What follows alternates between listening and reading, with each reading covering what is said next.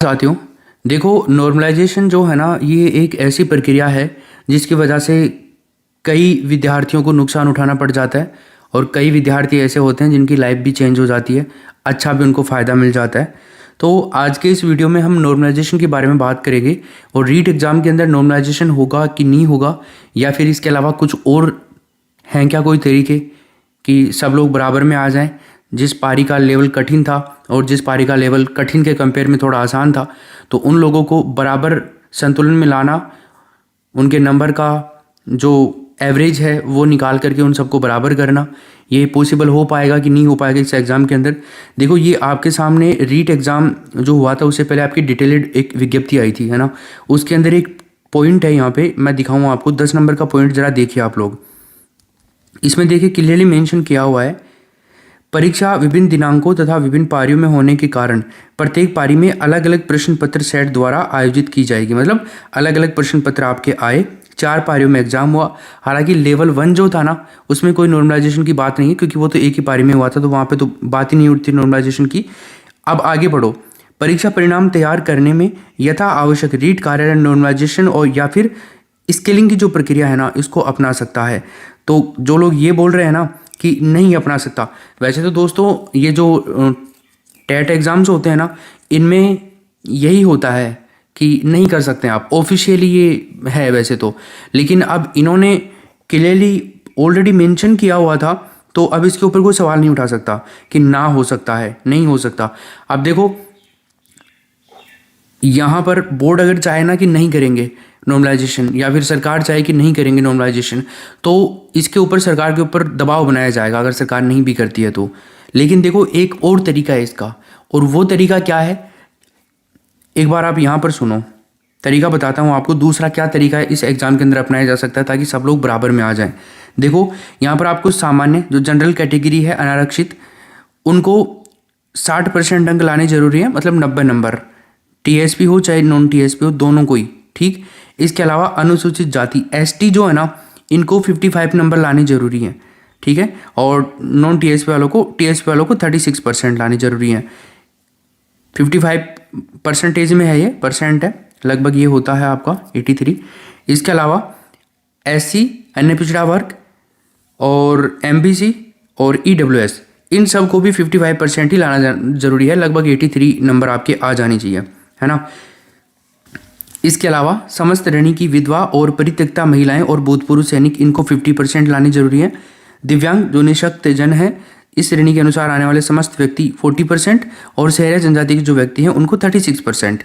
तो ये तो रहा आपका परसेंटेज भाई। इस परसेंटेज भी इस कैटेगरी वाले लोग पास हो जाएंगे रीट एग्जाम के अंदर, फिर वो मेंस के लिए क्वालिफाई हैं, मतलब मेंस एग्जाम देने के लिए वो अप्रूव होंगे, मतलब योग्य माने जाएंगे वो मेंस एग्जाम के लिए। तो अब देखो, यहाँ पर हुआ क्या, आपका पेपर हुआ 4 पारी के अंदर, 2 दिन के अंदर 4 पारियों में आपका पेपर हुआ, 23 जुलाई और 24 जुलाई को। तो देखो यहाँ पर क्या है ना, एक तो जो फर्स्ट पारी थी, पहला शिफ्ट था 23 जुलाई को, ये तो फर्स्ट लेवल वालों का था, तो इसके अंदर तो आप छोड़ ही दीजिए, नॉर्मलाइजेशन की कोई बात ही नहीं है। लेकिन 23 तारीख को जो सेकंड शिफ्ट था ना दोस्तों, इसका पेपर कुछ ज़्यादा ही टफ था, है ना। इसमें साइकोलॉजी भी थोड़ी टफ आई थी, इसके अंदर जो सब्जेक्ट है ना वो भी थोड़ा टफ आया था, और शिक्षण विद्या वगैरह भी थोड़ी टफ आई थी इसके अंदर। तो अब देखो, टफ का मतलब ये है कि बाकी जो पारियां हैं ना, उनके कंपैरिजन में टफ बता रहा हूँ मैं। पढ़ने वालों के लिए तो कुछ भी हार्ड नहीं होता है, हालांकि हर एग्जाम के अंदर 15-20 प्रश्न तो ऐसे होते ही हैं जो हार्ड डाले चाहते हैं जानबूझ करके, नहीं तो आप 150 में 150 कर दोगे। तो इन 15-20 प्रश्नों में से 10 प्रश्न वही बंदा कर पाएगा जिसने भयंकर वाली तैयारी करी है, हर चीज़ को याद किया है जिसने, वो कर पाएगा। तो वो 135 तक भी पहुंच सकते हैं, कई लोग पहुंचेंगे भी इस एग्जाम के अंदर भी। इसके अलावा जो 24 तारीख को पहला शिफ्ट था उसका, और 24 तारीख को जो दूसरा शिफ्ट था, अब जिन पेपर को देख करके लग रहा है कि सबसे ज़्यादा इजी जो था ना पेपर, वो 4th शिफ्ट का ही था। 24 तारीख का जो दूसरा पारी थी ना, उसका सबसे ज़्यादा इजी माना जा रहा है।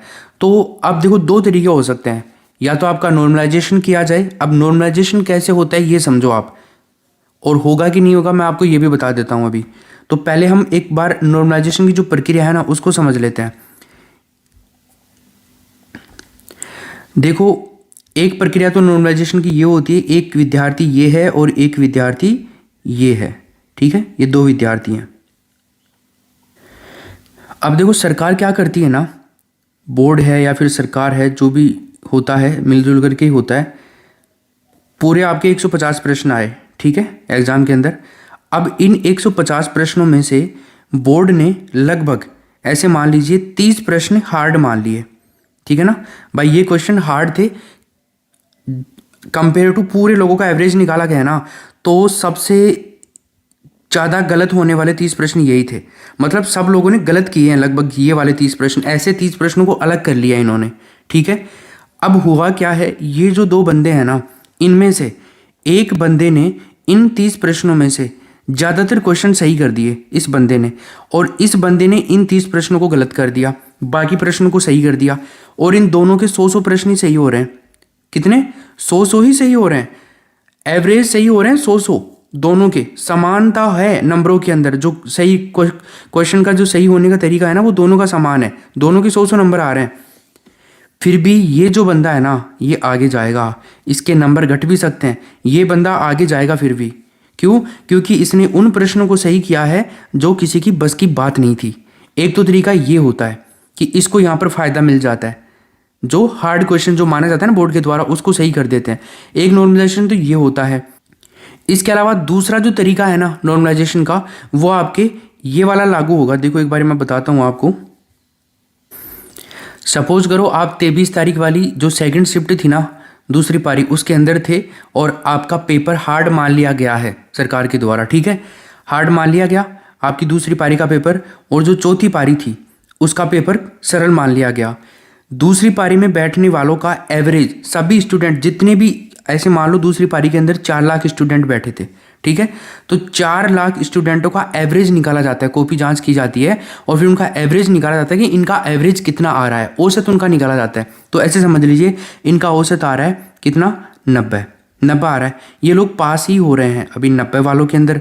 सब लोगों के तो 90 नहीं आ रहे, किसी के 100 भी आ रहे हैं, किसी के 110 भी आ रहे हैं, किसी के 70 भी आ रहे हैं, किसी के 80 भी आ रहे हैं, लेकिन सबका एवरेज निकाला तो 90 आ रहा है। और यहाँ पर चौथी पारी के अंदर है ना दोस्तों, एवरेज की अगर हम बात करते हैं ना, तो यहाँ पर एवरेज आ रहा है 110, 120 मान लो आप एवरेज यहाँ पे। तीसरी पारी जो थी उसके अंदर एवरेज मान लो 110, ये वाला एवरेज मान लीजिए आप यहाँ पे। तो सबसे ज़्यादा फायदा किनको हुआ? 120 वालों को। अगर नॉर्मलाइजेशन नहीं होता है तो सबसे ज़्यादा फायदा इन लोगों को है, ठीक है, सबसे ज़्यादा नुकसान इन लोगों को है। लेकिन अगर नॉर्मलाइजेशन होता है तो ये प्रक्रिया कैसे काम करती है बताऊँ आपको। देखो इस कंडीशन में क्या होगा, नॉर्मलाइजेशन के अंदर इन लोगों के थोड़े से नंबर घटाए जा सकते हैं, इन लोगों के थोड़े से नंबर बढ़ाए जा सकते हैं। अब देखो घटाने का मतलब ये नहीं है कि आपके 90 से कम हो जाएंगे, ऐसा बिल्कुल भी नहीं होगा, ऐसा बिल्कुल भी नहीं होगा। आपका पास मार्किंग के ऊपर ला करके छोड़ दिया जा सकता है आपको। अगर आप 120 ला रहे हैं ना, तो ऐसे नहीं कि 30 प्रश्न उठा देंगे आपके, ऐसा बिल्कुल भी नहीं होगा। 10 प्रश्नों के अंदर अंदर मामला सिमट जाएगा, ये अंदर अंदर इतना ही कम ज़्यादा होगा, इससे ज़्यादा नहीं होगा, ठीक है। तो आपको ज़्यादा इसमें वो घबराने वाली बात नहीं है। ऐसे मानो आप कह रहे हैं कि सर मेरा तो 4th शिफ्ट के अंदर 95 ही सही हो रहे हैं या 100 ही सही हो रहे हैं। अगर 95 सही हो रहे हैं, मैं तो जनरल कैटेगरी से हूँ, और मेरे अगर 10 नंबर कम हो गए तो मैं तो गया, है ना, ये भी तो है ना बात। लेकिन दोस्तों आप टेंशन मत करो, इस कंडीशन में है ना आपके 5 ही नंबर कम होंगे। इस कंडीशन में आपको फेल नहीं कर सकते इसके अंदर, क्योंकि ये एक पात्रता परीक्षा है दोस्तों। पात्रता परीक्षा के अंदर सरकार की गलती है वो पेपर हार्ड और इजी देना, वो सही दे देते पेपर। तो इस कंडीशन में 95 से कम ज़्यादा 5 ही कर सकते हैं, आपके 90 पर लाके छोड़ा जा सकता है आपको। बाकी जिनके 120 आए हैं ना, फिर उन लोगों के 15 नंबर कम हो सकते हैं, आपके 5 हो सकते हैं बट उनके 15 नंबर कम हो सकते हैं। ये होता है इसमें। यहाँ पर क्या होगा, आप कह रहे हैं कि सर मेरे तो 85 ही आ रहे हैं, है ना, या फिर ओबीसी से हूँ, मेरे तो 78 नंबर ही आ रहे हैं, या फिर 77 ही आ रहे हैं। तो इस कंडीशन में आपका क्या होगा, आपको ओबीसी से हो तो 83 पे लाके छोड़ा जाएगा आपको। आप अगर जनरल से हो और आपके 85 या 83 हो रहे हैं, 84 हो रहे हैं, तो आपको 90 तक लाके छोड़ा जा सकता है। ये वाला होता है, अलग अलग शिफ्ट में एग्ज़ाम होते हैं ना, और पात्रता परीक्षा है, और अगर आपका नॉर्मलाइजेशन होता है तो ये सारी प्रक्रिया वहाँ पे काम आएगी। इस सारी प्रक्रिया से आपको गुजरना पड़ेगा। एक तो अगर नॉर्मलाइजेशन होता है ना, तब की बात है ये, तो तब होगा ये वाली चीज़। लेकिन एक और रास्ता है इस चीज़ का, वो रास्ता क्या है सुनो। वो रास्ता ये है, जैसे दूसरा शिफ्ट था तीसरा शिफ्ट था, चौथा था। इसका पेपर हार्ड माना गया, इसका थोड़ा हार्ड माना गया, इसका सबसे ज़्यादा इजी माना गया। ठीक है, तो इसमें होगा क्या, ना तो इनके नंबर काटे जाएंगे, है ना। मेरे को यही लग रहा है कि ये हो सकता है अब की बार। नॉर्मलाइजेशन अगर नहीं होगा ना तो ये तो ज़रूर हो सकता है, 100% श्योर हो सकता है ये, जहाँ तक मुझे लग रहा है वहाँ तक। तो क्योंकि सरकार भी नहीं चाहेगी भेदभाव करना, तो इस वाली पारी के अंदर क्या होगा, बोनस अंक दिए जा सकते हैं आपको।